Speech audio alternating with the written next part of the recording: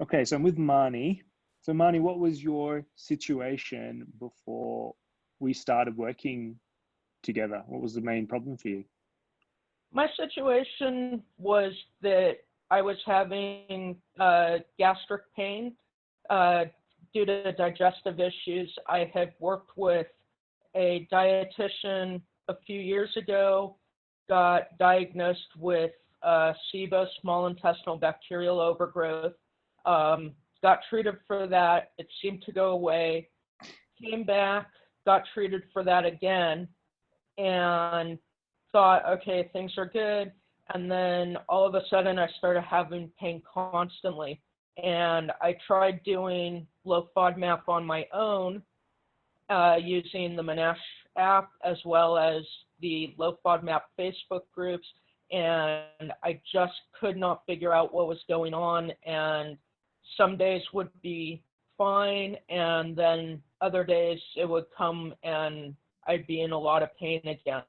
So I finally got fed up. I was to a point that I would go out to eat and I had to talk about the menu with the waiter for 10 minutes to figure out what I could eat.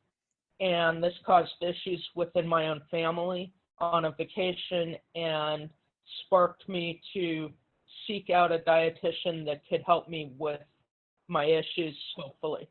And then I found Joe's Diet versus Disease group and talked to Joe and immediately signed up. Okay, so you tried things, you tried FODMAP diet. Did it help relieve your symptoms at all, or it did help, but then you didn't know how to like figure out what your triggers were, or was it just not really helping with your symptoms either?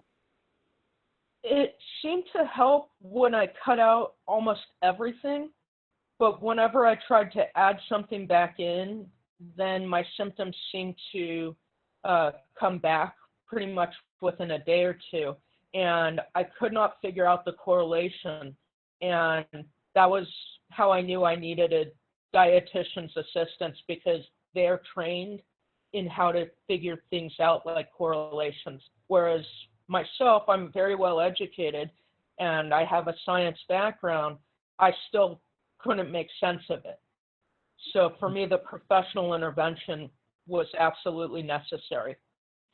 Yeah, people don't realize you need to do it very methodically. It needs to be documented somehow so we can see patterns. You're never going to identify patterns if you're kind of like trying to reflect and remember, well, what did I eat that day? But then last time I had that, it was fine. And it's just a big mess. And I say to people, like, you want to do this from a solid foundation. You really want to start with a clean slate, maybe a plan specific for you and your lifestyle and your preferences, etc. And then we start with that. If we can help with your symptoms, then we're going to implement and re-challenge slowly and in a structured way. That's the fastest way and most efficient way to actually figure out your issues. Now with you, what was interesting, all people care about is like, what result did you get, man? So like, what progress have we made so far? So the most important thing is we figured out that my primary trigger was not FODMAPs per se. It was based on the fat content per meal or per day. And this is something that never even crossed my mind. You know, fat is fat, it tastes great, and whoever has issues because of eating it, you know, it's in everything, and it makes pasta that much better, you know, and so it's the best part of a steak, you know, it's where all that flavor is. So after a month of working with you and spending time documenting everything I put in my mouth, I ended up having pain again and immediately contacted you and said, hey, can you look at what's going on, because I am in a bunch of pain again. And this was after like 3.5 weeks of not having any pain since starting with you. And you looked at my tracking and said, the only thing I can find is that your fat intake had spiked. And once we decreased that fat intake, the pain has gone away and now I know when to expect it if I have high-fat meals. Yes, I've lost a little bit of weight. I have quite a bit more to go, but my primary goal, again, was getting to a quality of life where I could know whether onions and garlic were safe for me to eat. I know that wheat has a little bit of an issue for me, but it's not like a devastating issue. So I can have a little bit here and there. And again, these are things that the fat content, nobody ever talks about it on the low FODMAP groups. Nobody talks about it on Monash. No one thinks of it. So yeah, so that's the thing.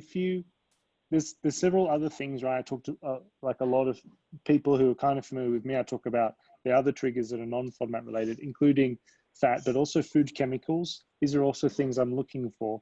And like what we found with you, say the fat content, it was impossible to find without you actually recording some of that stuff and me being able to look at the nutrients specifically the way we do it.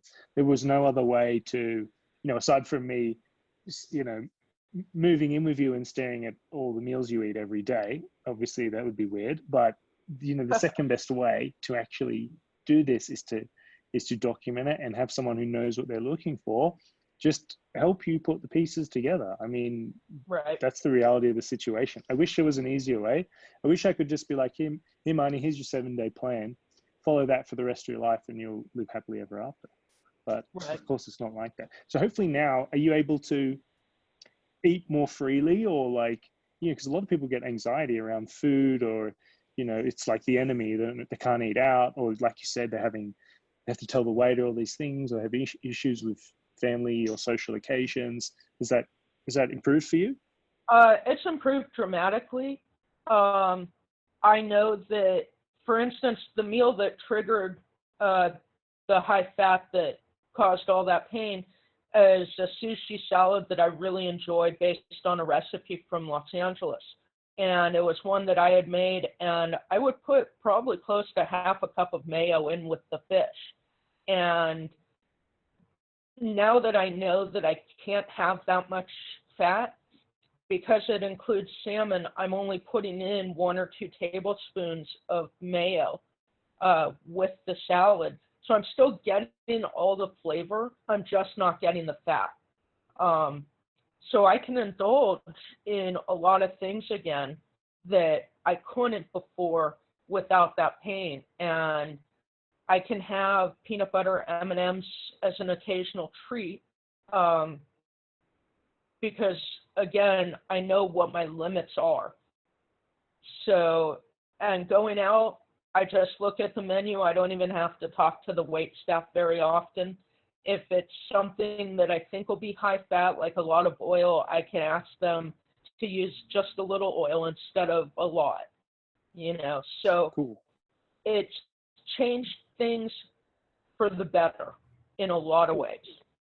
It sounds like and the point of working with me is like, you're learning, right? I'm not just telling you what to do. I'm teaching you what to do, why, so that you're able to make these informed decisions, so that you don't need someone to hold your hand the rest of your life, or to help, tell you what to do, what not to do. The point being that you're going to learn what you tolerate, what you don't, how to navigate any situation, so that you feel more confident and comfortable in all these situations. Right. Can I ask what did you like about my program or my approach compared to what you tried previously? So one of the things is I liked my own attitude, where I would come onto the group calls, or I would be in a chat with you one-on-one, and I would immediately feel free to ask something. I didn't sit there and say, I'm embarrassed about talking about my bowel movements, or I'm embarrassed about I didn't go according to plan. And every time I talked about one of these things, you took it as a professional and you treated it as just another symptom to make sense of the puzzle. And you never shamed me for not eating the way I wanted to eat or the way you suggested. You simply said, you know what, it was a bad day for you, or one bad day doesn't make you a bad person. And whenever I would think that I had done really bad for the week or so, you would sit there and reset my perception, which is a huge thing for me because my perceptions are always worse than they actually are. And so it was, okay, I'm relearning how to think about all of my food and what I'm doing. So, for example, this past week, I had a really bad food week as far as calorie counts. I supposedly gained weight, but I went through in my head and I said, here are the things that I know about my body this time of the month and the food that I've taken in, and it's just how it is. And now I know, okay, next month I need to be prepared. This may happen again. You know, this may be a recurring pattern that I just have to put up with. It's not, oh, I was bad and I should feel ashamed that I had those M&Ms every single day this week at work. So Oh, I love to hear this, and thank you for the kind words and feedback. That means a lot to me. But it sounds like, you know, we got to, like, when people sign up, I say we have to measure progress in different aspects, right? A lot of people just measuring on the scale or the symptoms, but right. the mindset piece of the puzzle, the relationship with food, the kind of even self-talk, like this is all part of the, like it all falls under the umbrella of health getting you to your goal.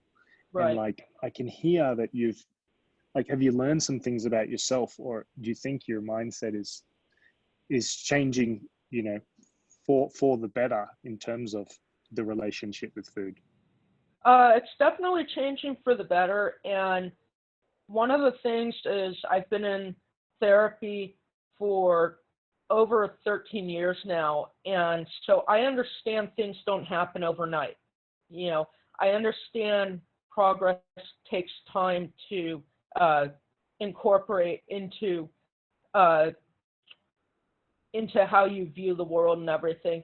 And so this has been a 6-month journey that I've been on, and it's only been the last month or two that I've really started to look at food and my body and say, oh, this was a bad week, but it's not a horrible week, and it didn't set me back the way I thought it would before. The group calls with Amy and the mindset are also amazingly important. You know, it's an extra avenue for me to get help where I may not see my therapist until the following week, and the group call, I have the opportunity to say, you know, I'm really stressing out about whatever, you know, and here's how it's affecting me. And we go through and we try to figure out how I can tackle things like dishes, which always pile up on me, because the environment makes a huge difference. If you don't like your environment for cooking in, you're not going to cook. It's that simple. The other thing. Yeah, it's simple when you've got some people to help you get clarity on it. Oh, yeah. The other thing I wanted to bring up is another way to measure how someone's doing is, yeah, there's the weight, there are the measurements, there's the mindset, but there's also the internal body functions. Because I had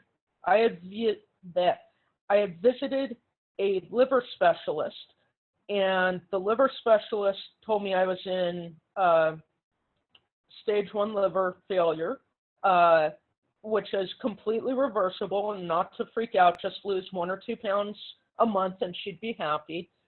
And I had noticed my ALT and AST levels had been elevated. These are liver enzymes. And I went and got my annual blood work from my regular doctor, and she ran all of the blood work, and my ALT and AST levels were within the normal range for the first time in like a year and a half or 2. And so you may not see the results physically on the outside, but your body is definitely changing for the better on the inside when you're working with Joe or any dietitian for that matter. I'm glad to hear. I love to hear like when you've got the blood work as well or something, so you can see, well, hey, this is, I mean, this what you're doing, and like I'm happy because it means like you're the one who's doing everything. Of course, I can advise you and guide you, but you're the one who puts in the effort, and it's nice to see that you're seeing the reward or feeling the reward as well. What do you think's different about this program? Like a lot of people are skeptical about, you know, working with me or someone online versus seeing the dietitian or whoever in person. And I'm trying to explain like this is actually far superior because it's convenient. And what people don't seem to grasp a lot of the time is like convenience is one of the main deciding factors whether this approach will be good work for you or not. And by convenient, I mean, you know, this is a weekend we're recording this, a Right. Sunday. You know, can you go and see your dietitian on Sunday in person? No. Can you message them whenever you want and get a response, you know, that day? Typically, well, no, I don't know any. So like, did you realize that the convenience was a major factor? Is that one of the reasons why you signed on? Or I actually didn't at the time. Over time, it became very apparent, such as when I needed to get that immediate answer of why my pain had come back. It was, help me, I'm desperate. And it wasn't, oh, well, wait till your next appointment. It was, let me take a look immediately at all of your information and get back to you. So that immediacy definitely makes a difference in how things can progress. You were always willing to answer questions. You know, I may have asked at, say, 8 in the morning my time and waited until 2:30 to get a response, but I knew I'd get a response that day. And then I think, so I had worked with a dietitian, as I mentioned a few years ago. I think not having the person in front of me physically actually was less stressful because I didn't have to sit there and try to explain necessarily why I didn't follow their plan for the week. You know, this was a way we could actually adjust things on the fly as needed. And that, I think, took a lot of pressure off because you sit there, you have your plan for the week, and you're like, well, I don't like this, or I don't want to do this, and what am I supposed to do instead? And, or I'm getting sick, you know, what can I do? Because what I need to, chicken soup's not on my list of approved things, so help, what do I do? And that answer would come very quickly. right, that's a really interesting perspective, and I hadn't even like asked about that. I'm glad you brought that up. I know, like, because I used to work in person with clients and not online like this, and this is so much more superior because when we would give a plan to someone, like you said, it has to be done then and there. So like, it's like, oh, we have an hour appointment or 45 minutes. So I need to like make that thing for you. Okay, hopefully this is good. Hopefully you're okay with this. Like follow that for the next month and come back. And it's like, no, of course people didn't follow it because it was rushed when it was made. They get sick, something comes up, they fall off track. You know, then the rest of the month is wasted until they come back, if they come back, because a lot of people feel ashamed or they didn't do what you said or whatever reason, or it was inconvenient, they didn't book an appointment, you know, et cetera, et cetera. And like, it just falls away. And I just found this was online, like on demand, when it's convenient to you, is 100 times better. Like if you can only speak with me on Sundays, that's when you're available, then we do it, right? So that's super key. I just want people to realize the approach you take, if it's inconvenient, you won't stick with it. That's just human nature. If it's convenient, then you're really putting yourself at an advantage. Last thing, Marni, what would you say to someone who is in a similar situation to you, has been stuck for a long time, like, what would you say to them if they're still on the fence about, signing up and doing this? If you're tired of all the frustration around food and the aggravation that it's caused you and the people around you, and money is the issue, there are options for getting help from Joe and his team that are less expensive. But again, there are three components to this. One is you have to be willing to do it already, because yeah, you can go and you can work with someone, and if you're not ready for the help, you're not going to do it. That's just a given. It's human nature. It works that way for therapy. It works that way with the dietitian. It works that way for medical help and so on. The second thing is you have to look at the finances. Yes, it's expensive, but how much more are you spending time-wise and emotion-wise and even financially by trying foods that you may or may not need? The specialty products out there for low FODMAP diets are not cheap. So when you look at it, you're actually probably spending a good portion of what you would on the dietitian on these products that may or may not be helping you. And third, remember, even if you're very well educated like I am, you still need professional help, because there are people trained to do things to help you. Hopefully, if you have, say, a broken arm and you're not a trained physician, you're not going to reset your arm yourself. You're going to go to a doctor. Well, learning about diets, same exact thing. You need a trained dietitian, and he's got a fantastic team. I've talked to one of his other dietitians offline, and I never even really introduced myself. It was, hey, I've got this issue. You're the sports guy. What do I do for it? And he responded just like Joe would have. So Joe's amassing a great team, and it's, again, very well worth the money. So yeah, I just highly recommend it. If you can swing it any way, do it. You will not regret it. Cool. Great answer. I think also, like, a way to summarize what you said is like people, you need to ask yourself, what's the true cost of not fixing this properly? How much longer are you willing to put it off or live this way? That's the actual cost. Yeah. It's time, right? Money, you can always make more money, but you don't get your time back and those experiences back. And so, sometimes people just need to hear that perspective, to help them make the decision. And so you're staying on with us, even though we kind of have resolved that digestive issue for the most part, but I guess it's you're still learning, the accountability. That's a big factor as well. There's also a big camaraderie among the people within the group, and getting their support and supporting them also makes a big difference that you don't get when you go to a local dietitian. It's just you and the dietitian.